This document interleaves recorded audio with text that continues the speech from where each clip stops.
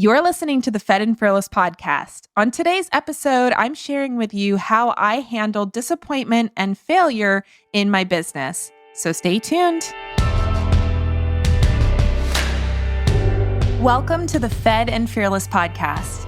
I'm your host, Laura Schoenfeld, a registered dietitian, nutrition business coach, and online entrepreneur with over 10 years of experience in online business. And I'm here to show you everything I've learned about creating a life and a business that nourishes you.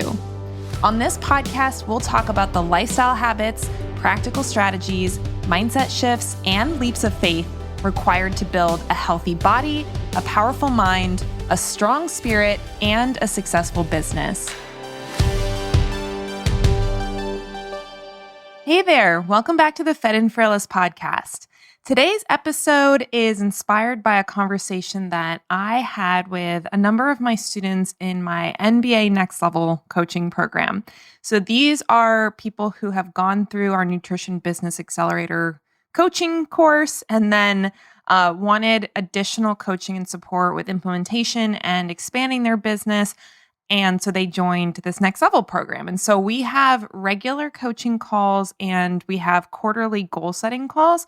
And this just happened to be a goal setting call that we were on where we got into the conversation of failure. And it might be a little bit surprising that we would be talking about failure on a goal setting call, but it's something that I think is, first of all, not talked about enough. Second of all, extremely important for us in the entrepreneurial space to be able to have conversations about and to really take the shame out of that conversation. I was going to say as much as possible, but really there should be zero shame in the conversation. So today I'm going to be sharing with you how I personally handle disappointment and quote failure in my business, because it's something that if you can take on these same perspectives and these same attitudes and actions, I feel like it'll help you a lot, not only in your business, but also in anywhere in your life that you're experiencing things not going the way that you wanted them to go. So this conversation was brought up because we were talking about setting goals that are likely to not be hit. And a lot of my clients, and myself included, tend to be people who are more of that type A, want to succeed at everything we do. Maybe, if you follow the Enneagram, we're Enneagram 3 type of people. Not everybody, of course, but that is the crowd I tend to attract. And so setting goals that we aren't sure if we can actually reach can feel very uncomfortable. The challenge is that if you're not setting goals that you are thinking there's a good chance you won't reach them, and you're only setting goals that you know you can definitely achieve, then you're actually substantially limiting the possibility of achievement and success in your business. So if you think about it, let's say that you want to set a revenue goal. Now, we tend to focus on revenue goals in the Next Level program because at the end of the day, when you're running a business, the goal of the business is to make money. Obviously, in the health and nutrition space, we also want to help our clients. But if we're helping our clients well and helping them get results, then that should be driving more revenue as well. So the ultimate goal of a business is to make money. And so we talk about revenue goals and look at it as a quarterly goal. Because you can have different revenue coming in different quarters. For example, I just took most of Q3 off because I was on maternity leave. And so our revenue goals for Q3 were a lot lower than maybe what Q1 of this year was. So you can adjust your revenue goals based on your life, things that are going on, promotions that you're wanting to put out there. And either way, like I said, the business needs to be making money to really be operating as a business and not just an expensive hobby. So we want to be looking at what part of our business is bringing in revenue at any given quarter and what are we going to be focusing our time and attention and energy towards, because we can't do everything and we can't try to promote like 5 different products in a single quarter. So that's kind of like a very snapshot overview of what kind of goals we're focusing on in these calls. And again, we're coming up with a specific revenue target and we're coming up with a particular offer that we're going to be focusing on promoting during that quarter in order to either hit that exact revenue goal or at least contribute substantially to it. So, if you have a revenue goal of $50,000 for your quarter and you want 20,000 of that to come from a group program launch and the other 30 come from your regular one-on-one business, your main focus might be promoting that group program, but you know that the overall financial achievement will come from multiple offers. So I'm probably going into too much detail on that, but it's something to understand because you can have a revenue goal and a specific offer that you're focusing on without all of that revenue coming from one offer. And actually, the reason why this is relevant is because there is a part of setting these revenue goals that requires a little bit of margin for my coach, Anna Powers, or former coach, current mastermind colleague, Anna Powers, calls it margin for magic. I don't know if she came up with that, but I remember her saying it one time. And it's that idea that your revenue goal can come from things that you don't expect. So not everything has to be this like perfectly planned, everything's coming exactly the way I planned it. And there's no margin for unexpected things or pivoting or adaptation. So that's something to be aware of. But ultimately, again, we don't have enough energy and time and focus to be able to promote many different offers in a single quarter. So narrowing our focus onto one offer can just make our work easier and make it easier to decide what we're spending our time on any given day.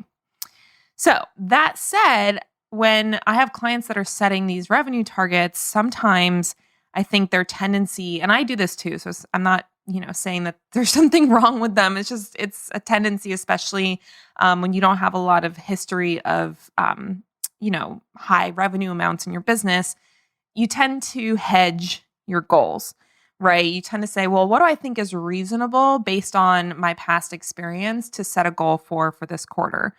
So you might say, well, I'm going to set a goal for $20,000 for this quarter because that's what I've been making in the last couple of quarters. And I think it's pretty likely that I can hit that 20,000 this quarter.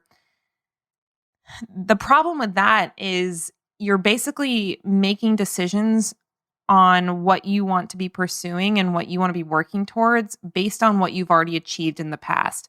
And when we set goals based on what we've already achieved, we're just really creating more of the same over time.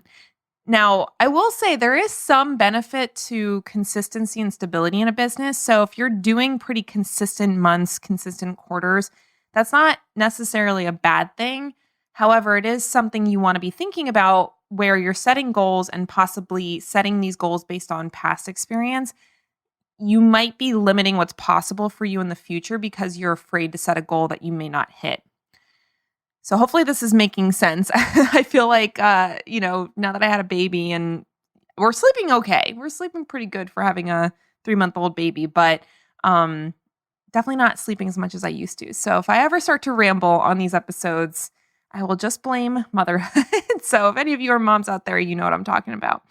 But anyway, so when you're setting these goals and if you set them low with the idea that, well, I want to hit my goal, so I'm going to set a goal that I know I can hit, you're just creating this cycle of, I hate to call it mediocrity, but it is kind of like just being okay with the status quo in your business and not pushing yourself towards things that you haven't accomplished yet. And I think the reason why a lot of people tend to hedge their goals and keep them small and keep them based on what they've achieved in the past is because nobody wants to not hit their goal. Nobody wants to experience what a lot of us would call, quote unquote, failure. And unfortunately, because I feel like in the business space, the online entrepreneurship, coaching, whatever you want to call this space that we're in this space, I don't think people really talk about not hitting their goals. And I've had colleagues, like I'm in a mastermind with colleagues that I think the minimum revenue is $500,000 a year and it goes up. So we have people that are making millions of dollars in their business every year. And I always find it really fascinating that even though none of us are judging each other and we're all in the same boat, we're all having the same kind of experiences, the highs and the lows and the frustrations and not hitting goals and things not working the way that we wanted to. I feel like there is this like tendency for us to not want to talk about when things don't go the way we wanted them to go. I don't know what it is because it's like, I don't know why we're embarrassed to share it with other people. It could be that we think everyone else is doing better than us and we don't want to be the one that's not doing well. Um, I think we put a lot of our identity in how successful, quote unquote, our business is. And if we're not reaching the goals that we've set, then a lot of times we start to interpret that as being indicative of what we're capable of. And so, all of this is to say that I think it's really important that as entrepreneurs, we start normalizing failure and we start making it something that we talk about and something that there isn't any shame around and something that when it happens, we just consider it a normal part of entrepreneurship. And I know I struggle with that. That's something that, every time we do something in our business that doesn't go as well as I was hoping it would go, I definitely struggle with frustration and disappointment and, wondering what could I have done that might have worked better or, did I do the right thing? And I try not to go into that like regret cycle because I don't really think that that's very helpful.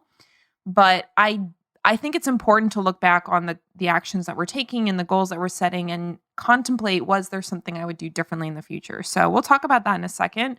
But I want to really emphasize this part about the emotional experience we have when we don't hit our goals.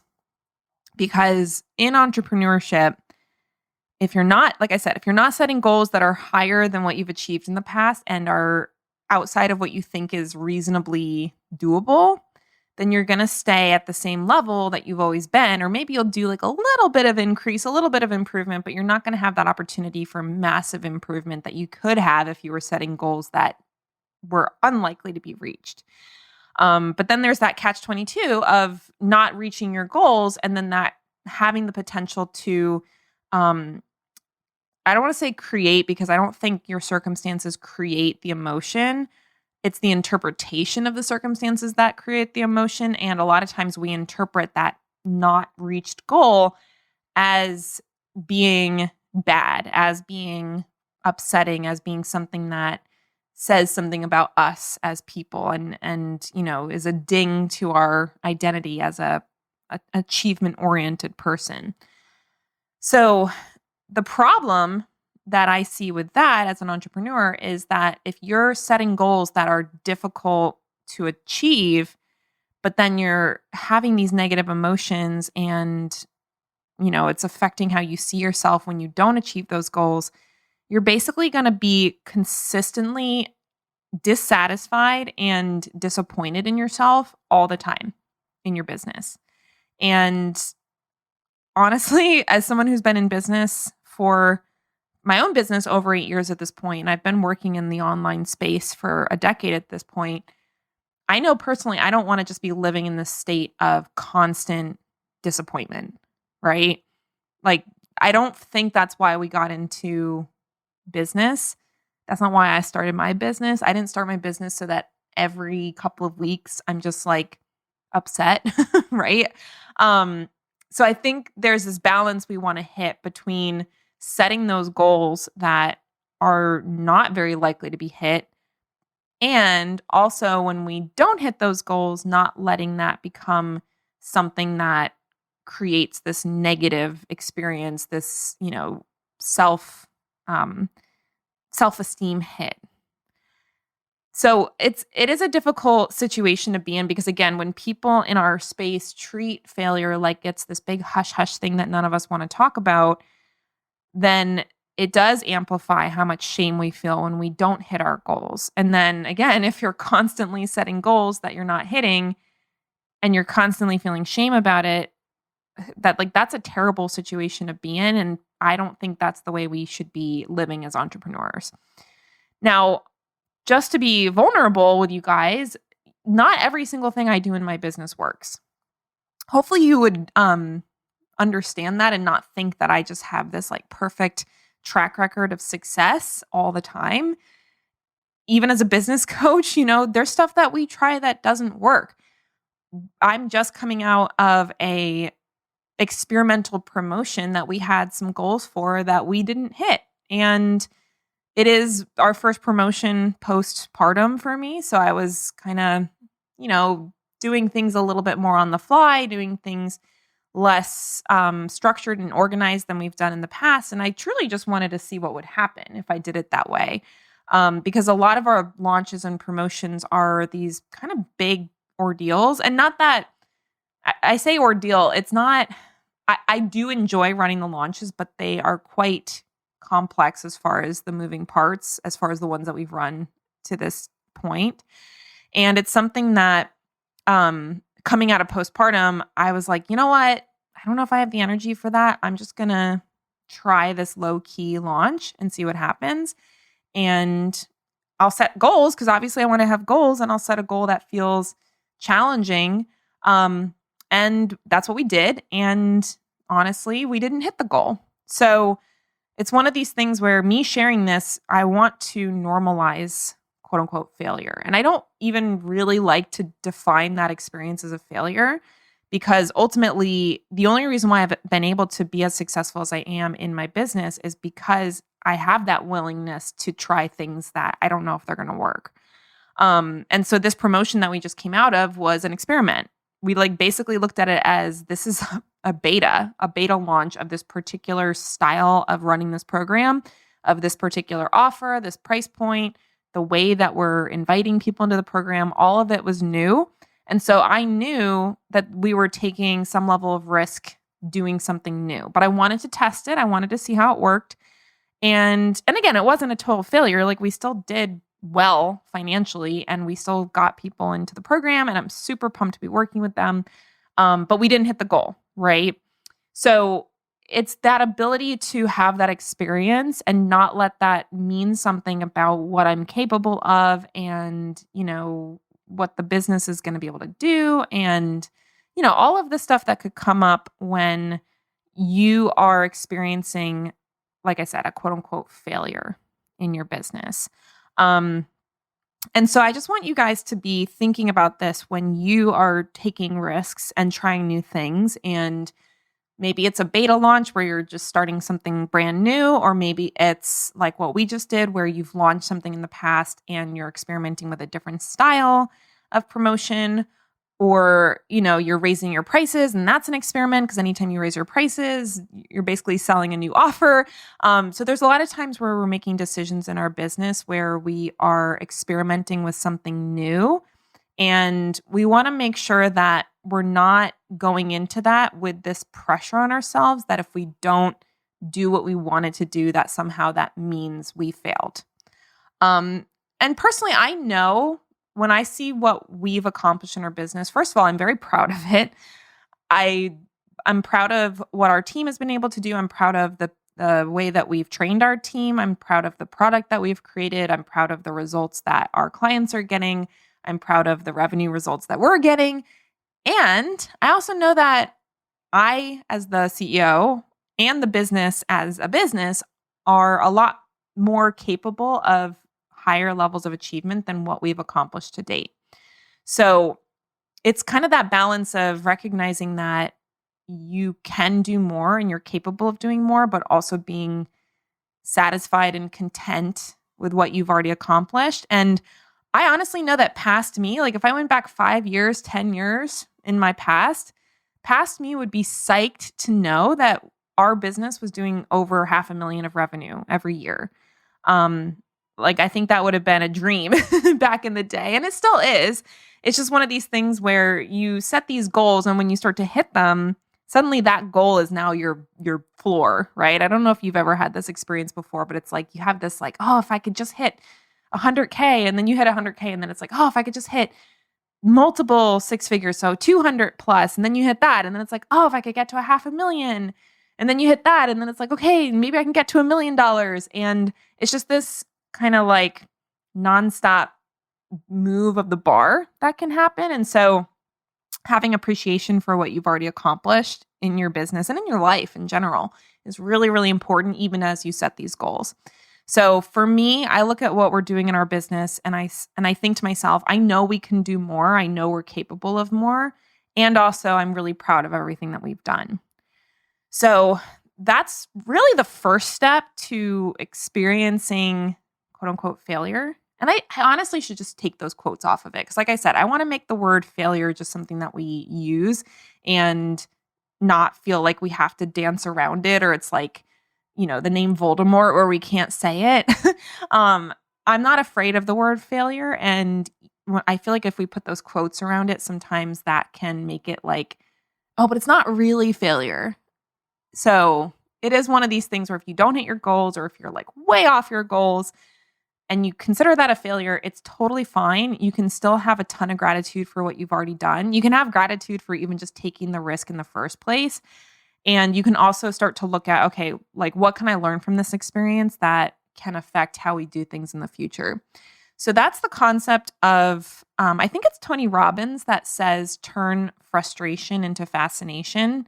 So if you take a calculated risk in your business and you set a big goal and you're working towards that goal and you don't hit it and you feel some frustration because you're human, you're not going to just be this emotionless robot in your business. If you feel frustrated that didn't work out the way you were hoping it would, you can ask yourself, what is this experience teaching me?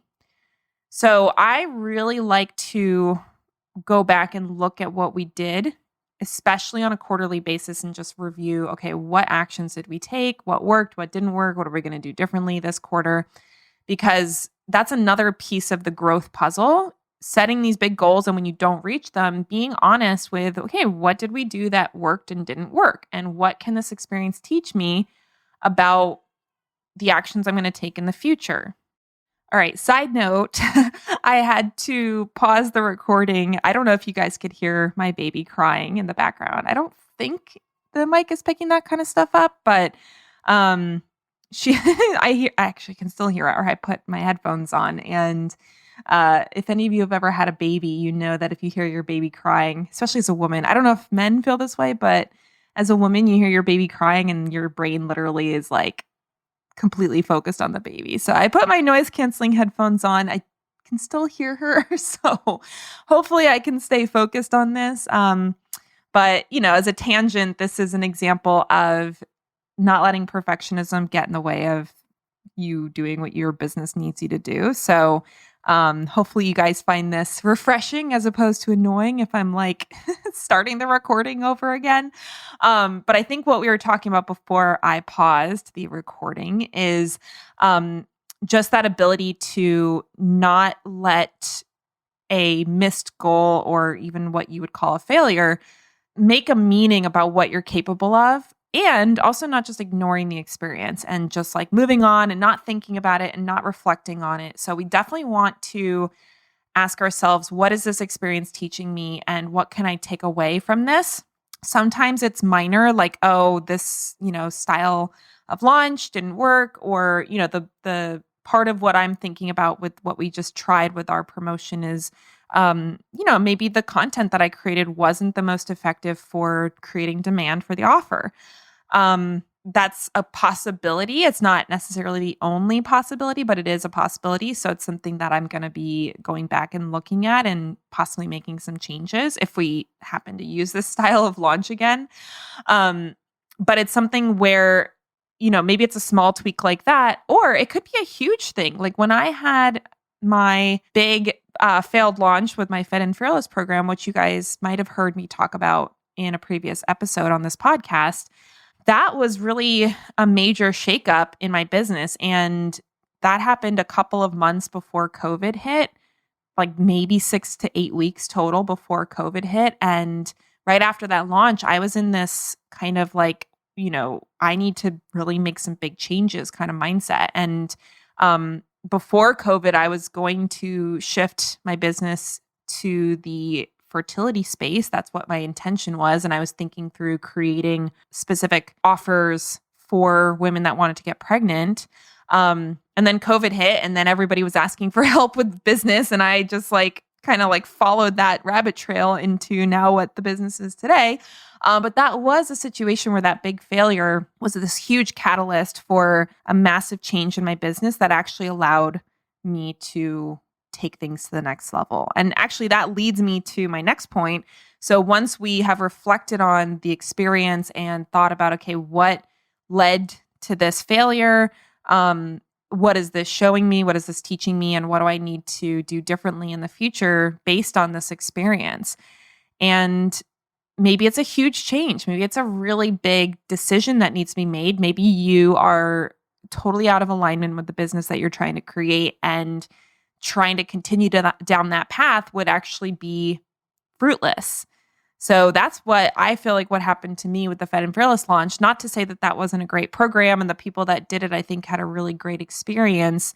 But the way I had set that up, the way I had constructed that offer, and also the lack of alignment with what I'm really passionate about was something that I don't think I would have been aware of had that launch not totally flopped.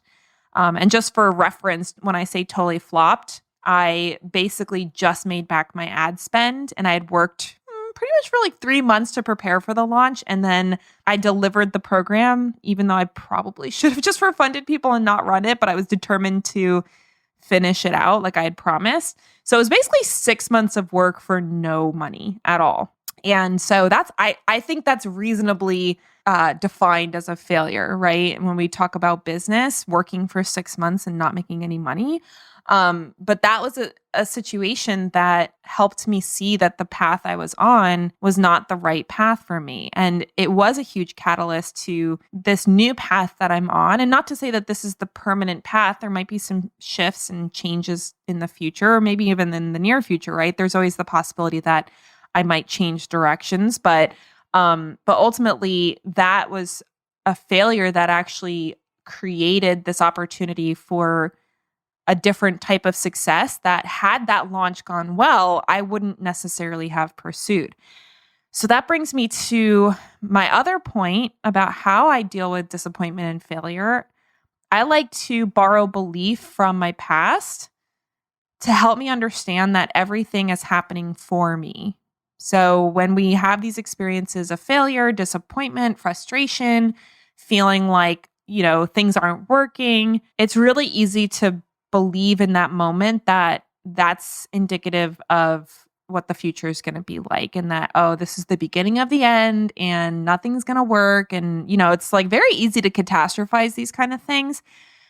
And for me, it's really, really helpful for me to think back to times in my life when I had these major failures and disappointments. And in hindsight, that disappointment or that failure was actually the best thing that ever happened to me. So I am using this example of my failed Fed and Fearless launch because that gave me the opportunity to pivot into business coaching. And I feel way more aligned working in this area. I feel like, me helping other nutrition entrepreneurs and health entrepreneurs. And now I have that connection with the moms in my group, helping them with their marketing and helping them take risks in their business and try things and, get out of their own way mindset wise, and to make sure that the actions that they're taking are more likely to succeed, because there's a lot of stuff that goes into sales and marketing that I've learned over the last decade that I can help them understand. I feel like that's a much better match for my skill set and my passions and what lights me up than what I was creating with the Fed and Fearless program.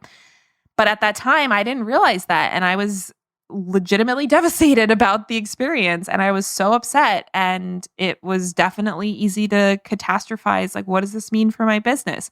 So if I can look back at that experience and say, wow, look at the amazing change and path that I'm now on that came because of that failure. It's not just like in spite of that failure. It was like literally that failure was the thing that created the change in direction.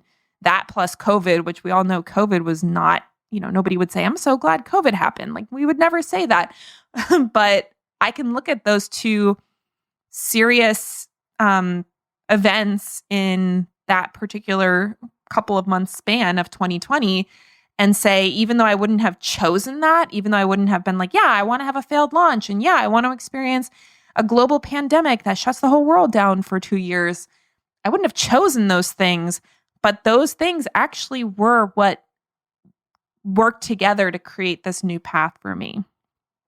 And obviously, I had to take actions that kept me on that path, and I had to make big decisions. I had to take risks. But had those things not happened, there's a good chance that I wouldn't be doing what I'm doing today. And I would maybe still be trying to sell Fed and Fearless, and maybe we'd be doing okay, but it wouldn't necessarily be as successful as the NBA program and my business coaching business has been. So when I have those type of experiences and I can look back and say, wow, like at the time I was so upset about that, but now I can look back and say that was one of the best things that ever happened to me. I can take that belief and apply it to current day challenges and say, I bet there's going to be something really positive that comes out of this that I can't necessarily see right now, but I know that that's possible for me. And I just have to keep my mind open to those possibilities, to those things that could come out of this quote unquote failure. And I keep adding the quote unquote. I don't mean to keep adding that, but the failure that I experienced is what's opening the door to an even bigger success. So that's something that I think we can all do. We can all look back on experiences in our life where something at the time felt terrible and felt like the world was ending, but then, now it's a year later, 5 years later, 10 years later, and we can say, wow, I'm actually really glad that happened. Like I know when we were talking about this on our group coaching call, we had people saying, oh, I remember I dated this guy in college and he broke up with me and I'm so glad I didn't end up with him. Or, oh, I'm so glad that I, didn't get into that school because that's what allowed me to go to this other school. And that's where I met my spouse, or that's where I decided I wanted to get into nutrition. Like there's a lot of different things that can happen in the face of a failure that we couldn't have planned, but it's actually what ended up being the best scenario for us. And the other thing that I spoke about on this group call was how we can take that belief and apply it to our future choices. Because if you guys listen to my podcast for any length of time, you might have heard my episode about my decision to get pregnant and how much fear I had about that. I should probably go back and listen to that because I would be really curious to hear what I said and go through this whole process of like, oh, remember when I was so afraid of that? And now, 6 months later, life is totally different and everything that I was afraid of never happened, or, how I was afraid I was going to feel wasn't the case. And I'm so happy now. Not that, having a baby isn't extremely challenging, but there's a ton that I'm so happy about. And I love my baby and I'm so glad that we had her. And I can look back and say, remember when there was that really big, like I feel like having a child is literally the biggest decision you can make. I think it's even bigger than deciding who you're going to get married to because, creating a new life is, I feel like, the biggest responsibility that any of us will ever have. That's my opinion, but, take it or leave it.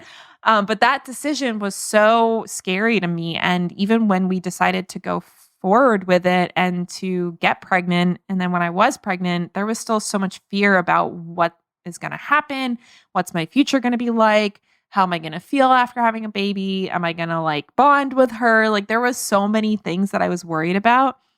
And now that I'm in it and now that I'm, experiencing the result of that decision, I couldn't have ever imagined how much I would love being a mom and love my baby and just love that experience.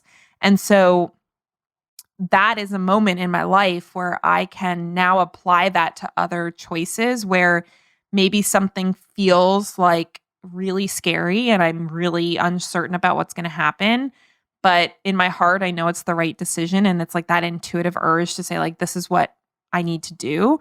And being able to trust that and being able to trust that even if it feels scary, I know that I've been here before and look at how it worked out with our baby, or look at how it worked out with my marriage, or, all those big decisions I've made in my past that felt uncertain, felt scary.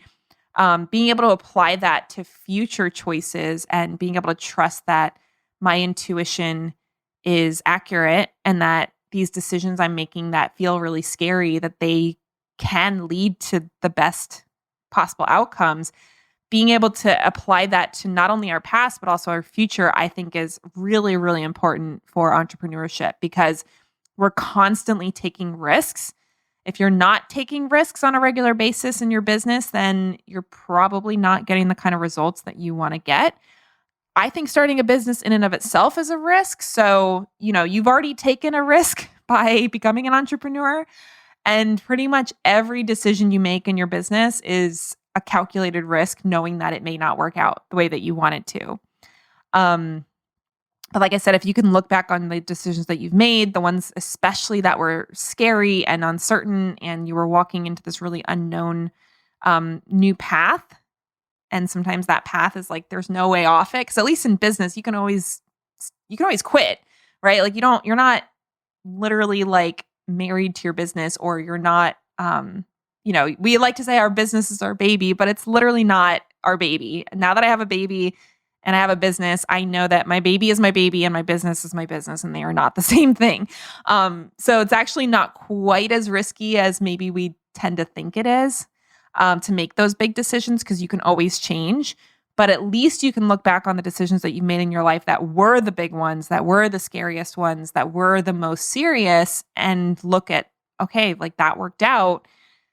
And even in the experience of failures, like knowing that eventually it worked out and it was for the best for you, can then create more confidence when you're making decisions in the present and not catastrophizing in the future about what might happen if this screws up, what might happen if I fail, what might happen if this doesn't make money, what might happen if this investment doesn't work out. Like all of those fears that can get in the way of us taking risky actions, and thus get in the way of us achieving bigger results than what we've previously achieved. If we can acknowledge those, we don't need to ignore them, but if we can acknowledge them and say, yeah, but remember when I felt so afraid to do XYZ and it worked out great, being able to bring that experience and that belief into the present will allow us to take actions that can create an even better future that we, wouldn't have even imagined had we not been willing to take that scary step. So that's how I deal with disappointment, failure, frustration, missing the mark on the results that we wanted to achieve. I don't have quite the same level of failures anymore like I used to, because I feel like once you have spent as much time as I have in business, you kind of have a better sense for what's going to work and what's not. But I still experience mediocre results compared to what my goal was, or things that I tried and it didn't work the way I was hoping. It's just something that you just get to a place in your business where you just decide that that's okay. It's okay to have those experiences. And not only is it okay, but it's actually required for me to reach the goals that I have and to be able to achieve things I've never achieved before. I have to take these actions that are uncertain, because the only certainty, really there is no certainty in life, but even the only sense of certainty we have is based on things that have already happened to us. And if we're constantly behaving based on things that have already happened to us, we're not ever going to experience any sort of new opportunities in the future, because we'll just be making decisions based on our past. So I hope that this conversation today inspires you to allow yourself to fail and to set big goals and to take calculated risks. There's lots of investments that I've made that I look back on and I'm like, that maybe wasn't the best investment, but it is what it is. Still learn something from it, even if the learning was to trust my gut before I make a decision about an investment. And so I would really encourage you, especially if you're an entrepreneur, to practice that same mindset of, hey, I'm an entrepreneur. I've already decided that I'm going to take risks. I'm going to take chances, and not every risk and chance I take is going to work out. And probably a lot of them are not going to work out. And that's okay. That's normal. That's entrepreneurship. And experiencing those frustrations and failures says absolutely nothing about what's possible for me in my future and what I am able to achieve in my business, provided that I don't give up and I keep going. So that's how I feel about failure and frustration. Now, I would love to hear from you. You guys know that I love having conversations with you guys on social media. Usually Instagram is the best way to communicate with me if you want to share what you resonated with in this episode, or what surprised you, or what you're going to do now that you heard this conversation about failure. Maybe there's something that you were afraid to do, but now you realize like, hey, this is normal to take actions that are scary in business. Maybe you're going to go do something now that you were afraid to do before. Maybe it's launching a new program. Maybe it's raising your prices. Like there's lots of things in business that can create fear. but you can do them anyway, right? So if this episode has inspired you to do something like that, or maybe it's a personal life thing, maybe I inspired you to have a baby. That would be awesome, actually. If that's you, please tell me, because I used to work in the fertility space and I used to love helping women get pregnant. And now that I'm in this space of entrepreneurship, I would love to know if my experience having Vera has inspired you to take the leap towards motherhood. So please tell me if that's you, because that would make me really happy. But either way, if this episode inspired you to do something new or try something scary in your business, let me know, because it really does make me happy to hear that what we're doing on this podcast is affecting people.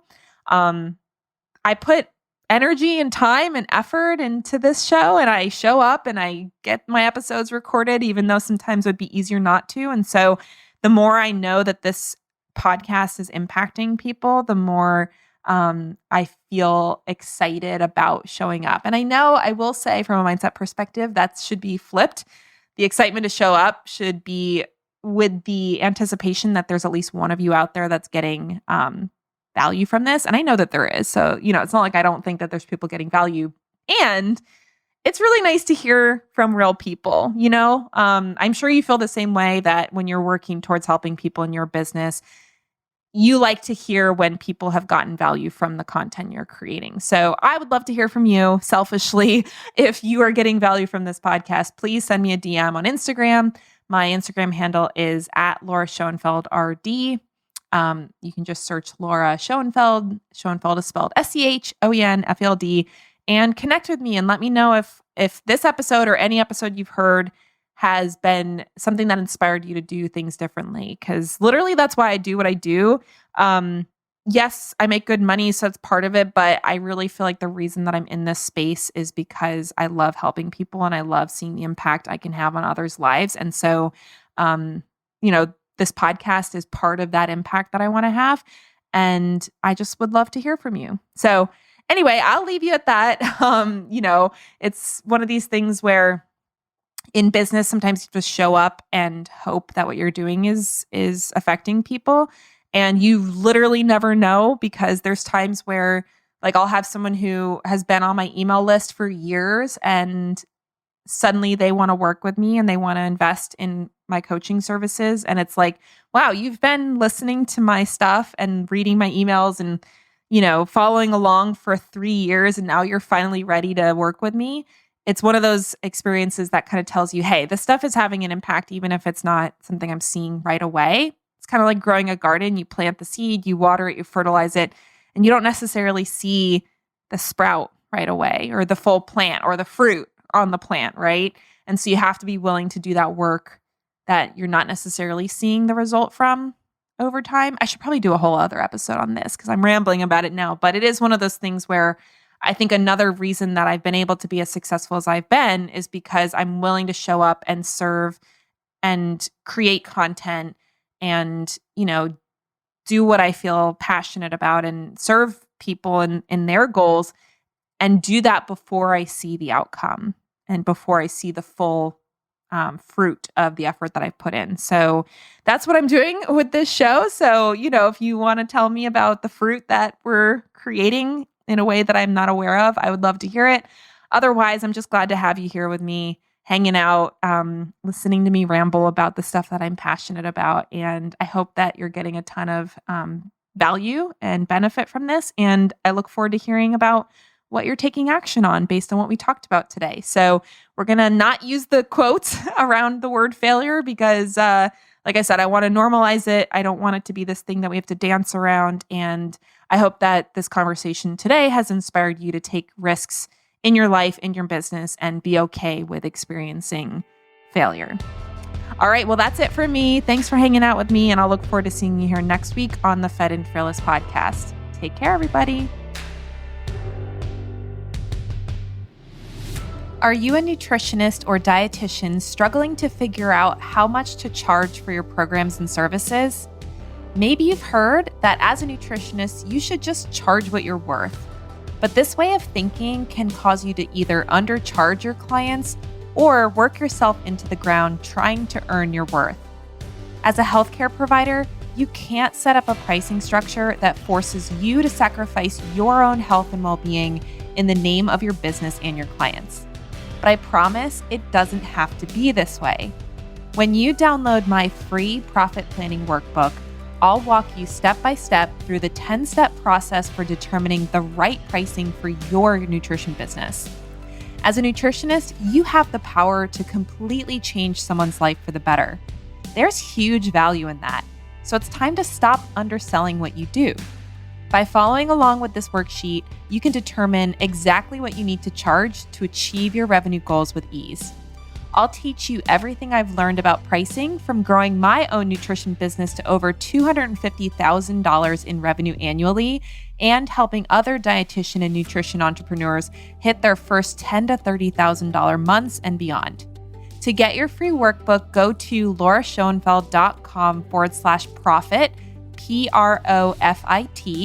and grab your copy today, so you no longer have to wonder how to set the right rates for your incredibly valuable nutrition services. That's lauraschoenfeld.com/profit. It's time to make the money that you deserve as a nutritionist, and I can't wait to help you get there.